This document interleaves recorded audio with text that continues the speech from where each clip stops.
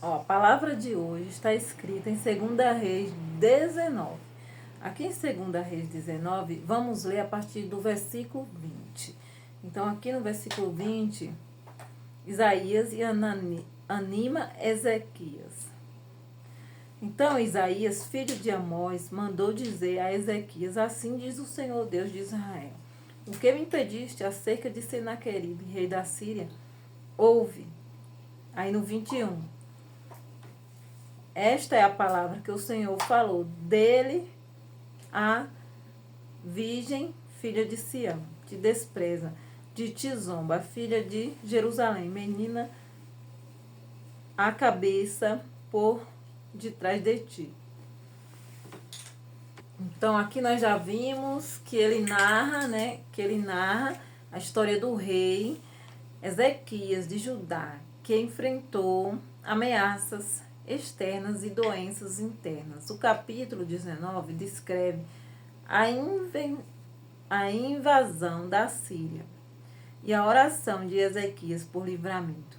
E o capítulo 20, ele relata a doença, de Ezequias e sua cura por Deus, além de um sinal que confirma a promessa divina.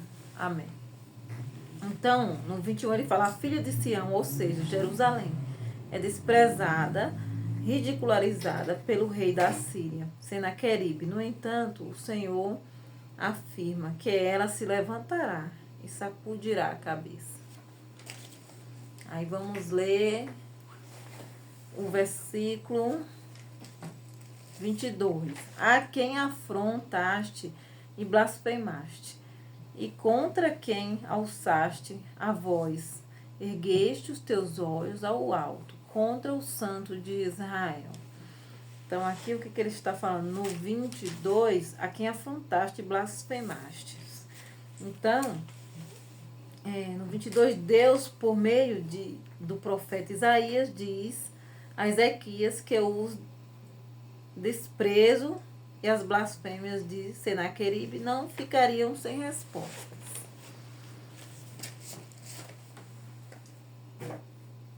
Então, nós lemos aqui, sobre as blasfêmias e tal. Aí aqui no 23, por meio de teus mensageiros afrontaste o Senhor, e disseste: com a multidão dos meus carros subi ao alto dos montes, aos lados do Líbano cortarei os seus altos cedros, a sua mais formosa faias, e entrarei nas suas pousadas extremas, até no bosque do seu campo fértil. Então, eu vou fazer assim, eu vou ler a palavra e depois eu vou explicando, eu vou falando a explicação dos versículos. Aí, para entender melhor, você pega a sua Bíblia, quando você for ler, e vai ler o versículo e a resposta, Estando com a Bíblia vai ficar melhor. Então, vamos lá. Então, aqui nós estamos no 23. Vamos para o 24. Eu tenho cavado e bebido águas de estrangeiros, e com as plantas de meus pés secarei todos os rios dos lugares fortes. Aí no 25. Porventura, não ouviste que já dantes fiz isto? E já vede os dias antigos? Planejei e agora, porém, vi para que fosse tu que reduzisses as cidades fortificadas e montões desertos. Então, por isso, no 26, os moradores dela, com pouca força, ficaram pasmados e confundidos, e era como a erva do campo, e hortaliça verde, e o feno dos telhados, e o trigo queimado, antes de amadurecer. Aí no 27, porém o teu assentar, o teu sair, o teu entrar e o teu furor contra mim, eu sei. Então o Senhor está falando aqui que ele sabia de tudo, o que o rei tramava quando ele estava ali, significa que Deus é onisciente. Então tá. Então Então, vamos lá, né? Tudo Deus sabia aqui sobre ele, né? E vamos para o 28. Por causa do teu furor contra mim, e porque a tua revolta subiu aos meus ouvidos, porque porei o meu anzol no teu nariz, o meu freio nos teus lábios, e te farei voltar pelo caminho por onde vieste. E isso te será por sinal este ano, e comerá o que nascer por si mesmo, e no ano seguinte o que dai de proceder. Porém, no terceiro ano, semeai e cegai, plantai vinhas e comei os seus frutos. No versículo 30, é que o Senhor fala, porque escapou da casa de Judá e restou, tornará a lançar raízes. É porque os que escapou da casa de Judá, né, restou e tornará a lançar raízes por baixo e dará fruto para cima, que é os que voltaram, né, os que sobraram. Agora vamos para o próximo, que é o 31. Porque de Jerusalém sairá o restante e do monte Sião o que escapou, o zelo do Senhor nos exércitos fará isto. 32. Portanto, assim diz o Senhor, acerca do rei da Síria: não entrará nesta cidade, nem lançará nela flechas alguma. Tampouco virá perante ela com escudo, nem levantará contra ela tranqueira alguma.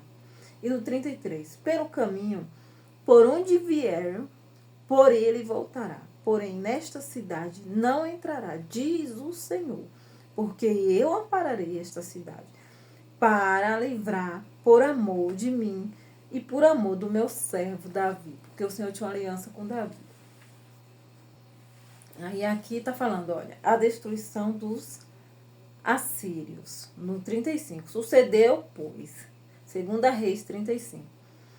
E sucedeu, pois, que naquela mesma noite saiu o anjo do Senhor e feriu no arraial dos assírios, e 185.000 deles. Assim, levantando-se pela manhã cedo, eis que todos eram cadáveres. Então Senaqueribe, rei da Síria, voltou e ficou em Nínive. E sucedeu que, estando ele postrado na casa de Nisroque, seu Deus, Adrameleque e Sazé, seus filhos, feriram a espada, porém eles escaparam para a terra de Arate, e Esar-Ardom, seu filho, reinou em seu lugar. Então aqui ele foi assassinado pelos próprios filhos. Né? Então vamos lá, vamos ler agora o significado, né, dessa palavra. Aí tem que estar com a Bíblia, né? Eu vou falando os versículos e o irmão vai pegando a Bíblia aí e vai acompanhando. Então aqui, em 2 Reis 19 e 20, aqui narra a história do rei Ezequias de Judá, que enfrentou ameaças externas de doenças internas. O capítulo 19 descreve a invasão da Síria e a oração de Ezequias por livramento. E o capítulo relata a doença de Ezequias e sua cura por Deus, além de um sinal que confirma a promessa divina. Tá bom. Aí no versículo 21, ó filha de Sião, ou seja, Jerusalém é desprezada e ridicularizada pelo rei da Síria, Senaqueribe. No entanto, o Senhor afirma que ela se levantará e sacudirá a cabeça. No versículo 22 de 2 Reis, Deus, por meio do profeta Isaías, diz a Ezequias que os desprezos e as blasfêmias de Senaqueribe não ficará sem resposta. Não ficará sem resposta. E que Deus irá defender Jerusalém. No versículo 23, descreve a arrogância do rei Senaqueribe, né? Rei da Síria, que se vangloriava das suas conquistas. Ele se vangloriava das suas conquistas e desafiava o Deus de Israel. Ele se gabava de ter destruído muitas nações e seus deuses, considerando invencível. O versículo também é inserido no contexto no contexto do cerco de Jerusalém. Ele serve também para mostrar a magnitude do desafio que Ezequias e o povo de Judá enfrentava diante de um inimigo tão poderoso e blasfemo. Aleluia, Jesus. E no versículo 24, o versículo de 2 Reis 24, né? Aqui ele expressa a ideia de que Senaqueribe conquistou terras, povos, né? Desviando cursos de água e subjugando nações. Então a passagem não se refere, né, a cavar poços literalmente, não está se referindo literalmente a isso, mas sim a sua ousadia e poder militar para dominar, transformar o ambiente ao seu redor. E no 25, aqui Deus está assegurando a Ezequias que ele tem o controle da situação e que já tinha planejado tudo. Isso desde a antiguidade. A destruição das cidades fortificadas mencionada no versículo é uma referência à vitória de Deus sobre as nações e inimigas, que ele já havia predito e realizado no passado. O objetivo aqui final é mostrar que Deus está no controle e que ele pode usar quem ele quiser para cumprir seus propósitos. Oh, aleluia, Jesus. Deus é Deus. Aleluia, Jesus. E no 26, aqui, né, no versículo 26 de 2 Reis 19, aqui ele descreve a situação dos moradores da cidade conquistadas pelos assírios. Aqui no capítulo 26,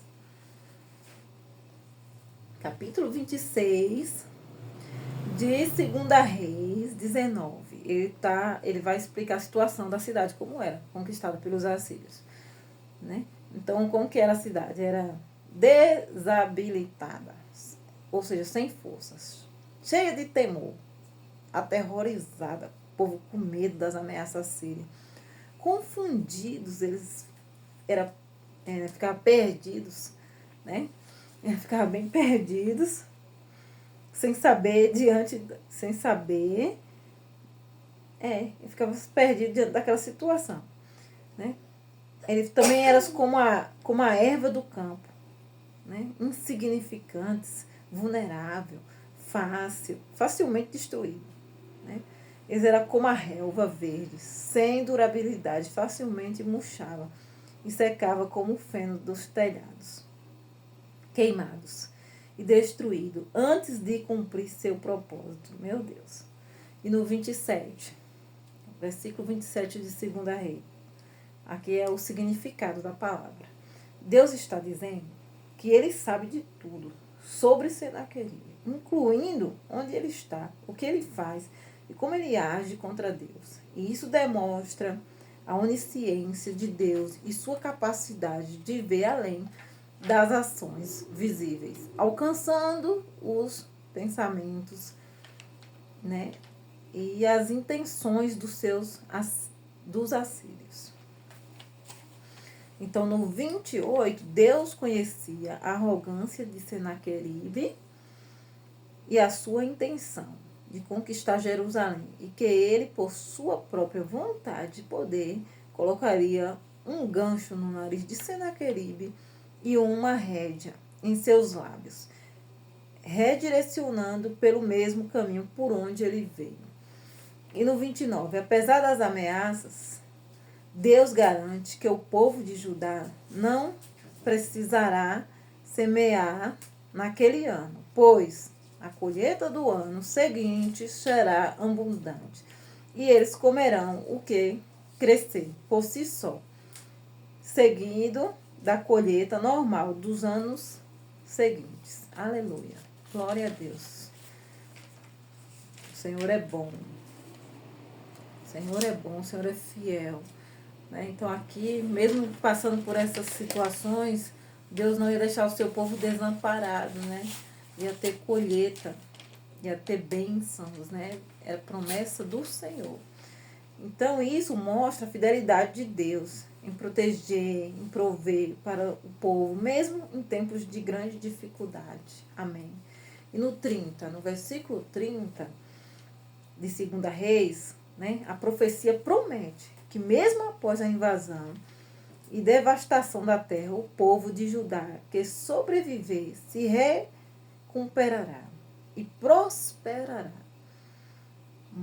novamente, como uma planta, né? Uma planta que firma suas raízes e produz frutos. Glória a Deus. E no 31, a passagem aqui ela destaca a promessa de Deus de um remanescente que prosperará e dará continuidade à vida na cidade e na terra, após a intervenção divina contra Senaqueribe. Agora vamos para o versículo 32. Aí no 32, não entrará nesta cidade. Significa que os assírios não conseguiriam nem chegar perto de Jerusalém para atacar a cidade com seus arcos e flechas. Aí eles nem se levantará contra ela, trincheiras. Né? Aqui os assírios não poderiam nem mesmo construir trincheira e máquinas para atacar Jerusalém. Aleluia. Aí vamos para o 33 e 34. A promessa de Deus de defender Jerusalém e derrotar os reis assírios, Senaqueribe, por causa da sua aliança com Davi, para a glória do seu nome. Amém. Aleluia. E aí tem o finalzinho, que é ali onde que os filhos dele, né? Os filhos dele assassinaram ele, né? Assassinaram os próprios filhos quando ele estava no templo adorando. Então aqui, ó, um anjo do Senhor matou 185.000 soldados assírios no acampamento de Senaqueribe. O rei da Síria retornou derrotado a Nínive. Mais tarde, ele é assassinado por seus próprios filhos enquanto adorava a Deus no templo. Ó Senhor, poderoso e exaltado. Diga amém por essa palavra. O Senhor, Ele é muito bom, Ele é misericordioso. Né? Quando nós damos o lugar, o Senhor nos restaura, nos renova. Irmãos, que a bênção de Deus e a graça e a paz do Senhor fique com todos vocês. Ultimamente está muito corrido, mas a palavra de Deus para mim é o mais importante, viu, gente? Eu sou uma pessoa assim, que eu vou lá no culto no domingo, mas eu sou bem minha intimidade particular com Deus, diariamente. Ontem eu falei brincando assim, sobre o meu trabalho. Senhor, eu estou com tanta conta a pagar, eu quero chuvas, Senhor, chuvas de bênção. Eu quero chuvas de vendas. E aí eu fui dormir, quando foi hoje, eu acordei e falei, quem que vai querer comprar hoje, domingo? Eu fui surpreendida por uma chuva de compradores. Eu não dei conta, passei mal, fiquei sem reação, levei a advertência, porque eu não consegui dar conta. Então eu falei que queria chuva. E exatamente como eu falei, aconteceu. Então, o Senhor é muito bom. O Senhor é maravilhoso. Até agora ainda estou me recuperando, estou com um pouco de dor de cabeça, porque foram chegando muitos clientes online, gente. E eu não consegui dar conta. Quando eu fui ver, virou uma bagunça. Eu fiquei sem reação, como se já tivesse sendo a volta de Jesus, sabe? Eu falei, nossa, sabe quando você fica sem reação, sem saber o que fazer? Foi isso que aconteceu comigo. Eu sentei, não sabia o que fazer, minhas pernas tremeram. E só que eu não perdi nada, porque isso é aprendizado. É tudo para a glória do Senhor, né? E eu pensei que tinha perdido, também não me desesperei, mas não perdi nada, está tudo bem, tudo normal. Mas a palavra tem poder. Imagina você falando assim, eu preciso pagar minhas contas, preciso de chuva. E começa a chover cliente, você não dá conta. O Senhor fala no teu coração, é isso mesmo que tu pediu? Mas você não está preparado, tá vendo? Chegou a chuva. Então, gente, nós nunca estamos preparados, igual a volta de Jesus, né? Quem fala que ele vai vir igual um ladrão. Tem aquela passagem das virgens, né? Que fala das virgens, a que foi Tinha uma que estava com azeite e a outra que ainda foi buscar o azeite. Então o Senhor veio, a que tinha azeite subiu e a outra ficou. Então é isso. Então foi isso que aconteceu comigo hoje, meus irmãos. A palavra tem poder, meus irmãos. Receba aí em nome de Jesus chuva de bênçãos para vocês na sua vida, né? E é isso que eu desejo para vocês, em todas as áreas da vida de vocês, financeira, espiritual, todas as áreas. Que Deus abençoe todos os campos da tua vida. Amém. E graças a Deus. Aleluia, Jesus. Mais uma palavra. Aleluia, Jesus. Glória a Deus por essa palavra. Amém.